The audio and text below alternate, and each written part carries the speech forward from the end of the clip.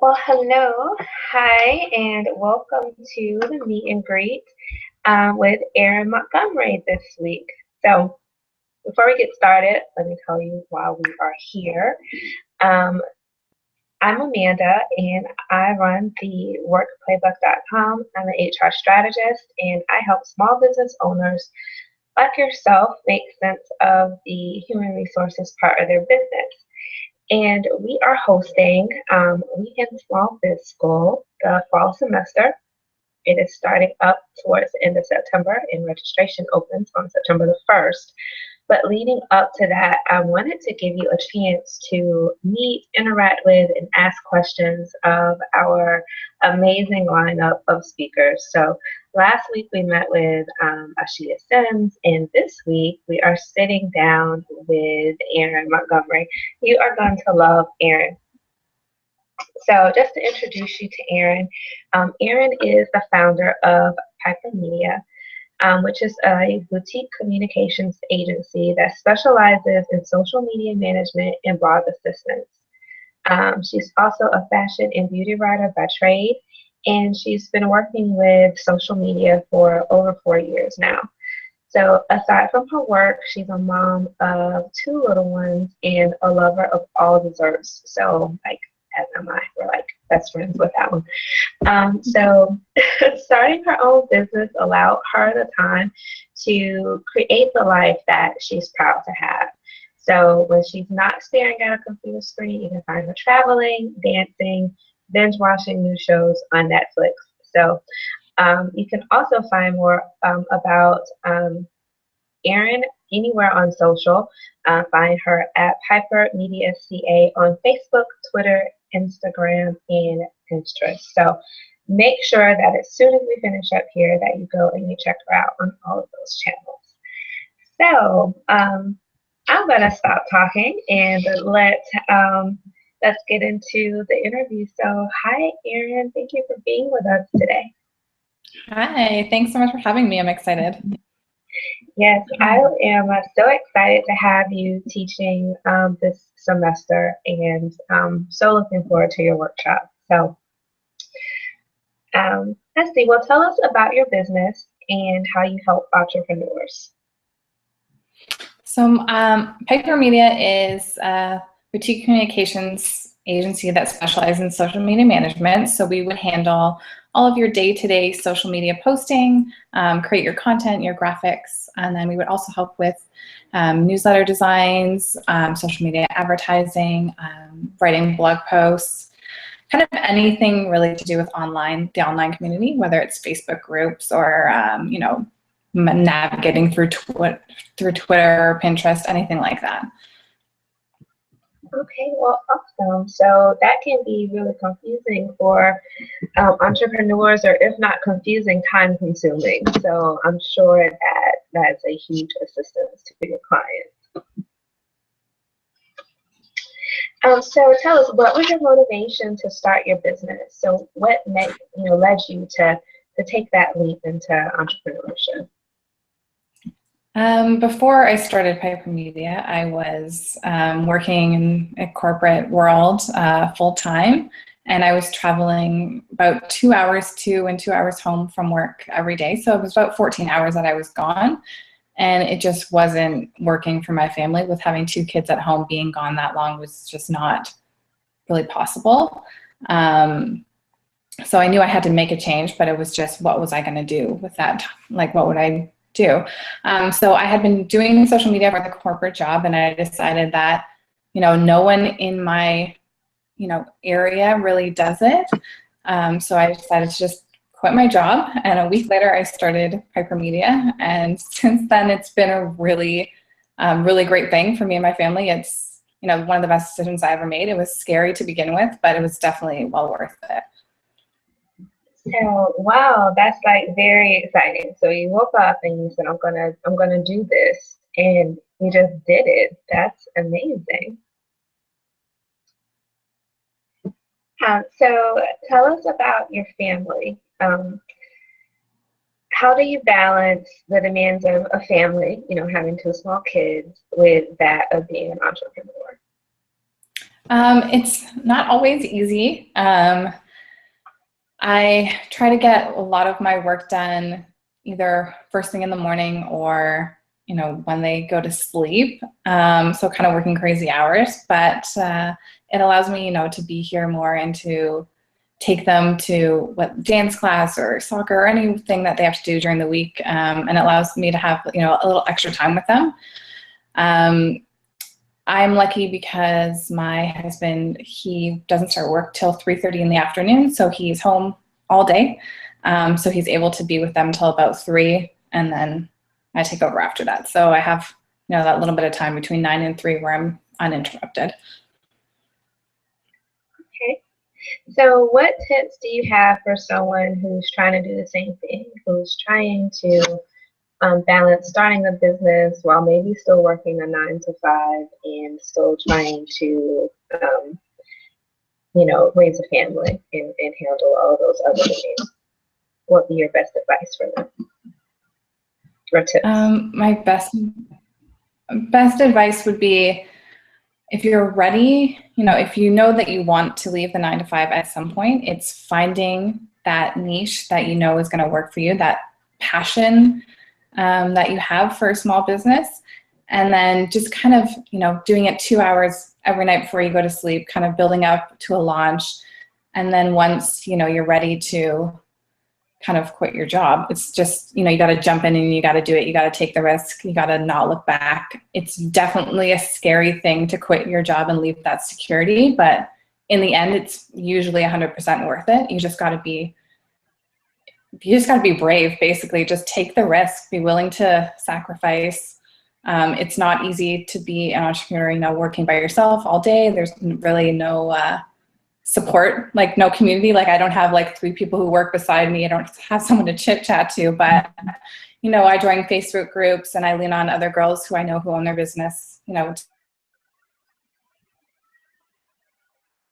be there for you when you do it. Okay, so awesome. So how did you go about finding your first clients and building up your client base? What was effective for you? Oh, sorry, you cut out there. I just missed your question. Oh, no problem. I said, how did you go about finding your first client and then building your client base? So my first client was actually one of my really good friends. She owns a graphic design company, and she hired me to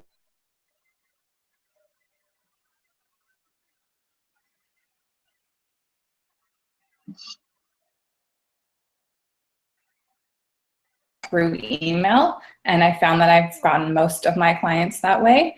And I've also participated in conferences, having a booth at a entrepreneur conference, things like that I've done. And then also participating in things like this, you know, joining a team of other women who, you know, are willing to teach their skills. So joining something like this, and then also all of our Facebook groups. I'm a member of probably 10 or 12 Facebook groups that I, you know, chat with people every day and, you know, offer my services. And that's been one of the best ways that I've gained clients. Yeah, Facebook groups are a really good resource, especially if, you know, you're working alone. So what are maybe 1 or 2 groups that you think would be helpful for some people to join who are maybe new to Facebook groups and using that as a source of support? If you're a mom and you're an entrepreneur, I would say Boss Moms is a great group to join. It's a bunch of moms who are all entrepreneurs, and it's a really great support system. They, you know, are always there if you have a question or if you want some advice or you just need to vent about being a mom. It's a really great group. I personally run a Facebook group called Let's Get Social, and it's all about social media.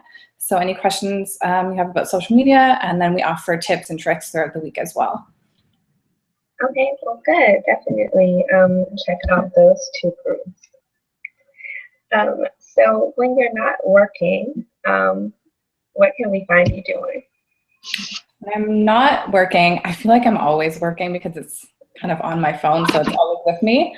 But I try not to be on it. So when I'm not, I'm always with my kids, whether it's traveling between dance class and soccer, or, you know, visiting their friends or family get-togethers. It's always with my family if I'm not with them. then I might have like a glass of wine with a friend on a Friday. But most of the time I'm with my kids if I'm not working. Yes, definitely.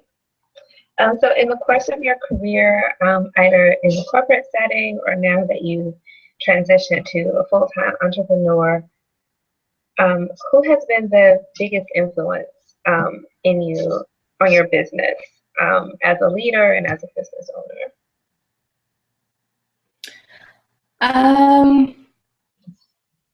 My biggest influence, that's a hard one. I worked for a woman named Kristen Wood, and she is a female entrepreneur. That's who I worked with when I worked in the corporate world. And she was, you know, a really great businesswoman, someone I looked up to, someone who I took cues from. And, you know, she's kind of the reason why I decided to venture out on my own.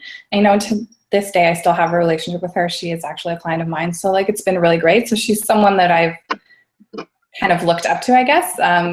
She's basically the reason why I was like, if she can do it, like I can do it too. Like she's done such a great job. She has, you know, a small child. So if she can do it, I can do it. So I kind of, you know, I learned a lot from her in the 4 years that I worked with her. So yeah, I would say she was a big influence on me.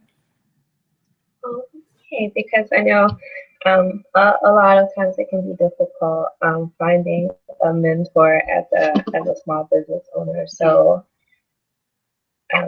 they're always very good to have. So give us a sneak peek into your workshop. So what will students walk away empowered to do after they attend?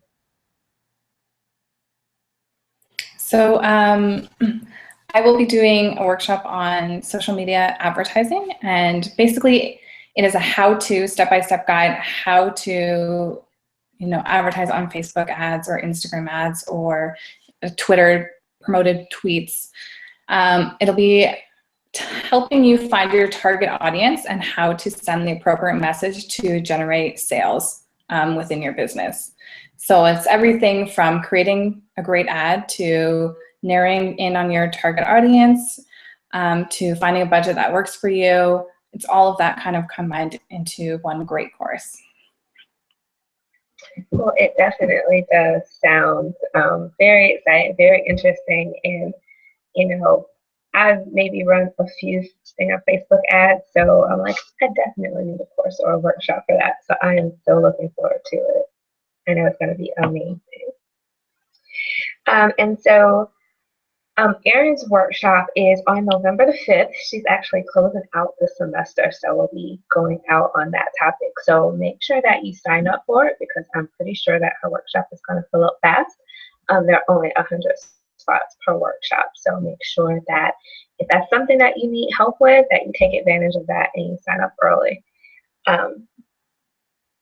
So, Erin, thank you so much for sitting down with us, for chatting a little bit.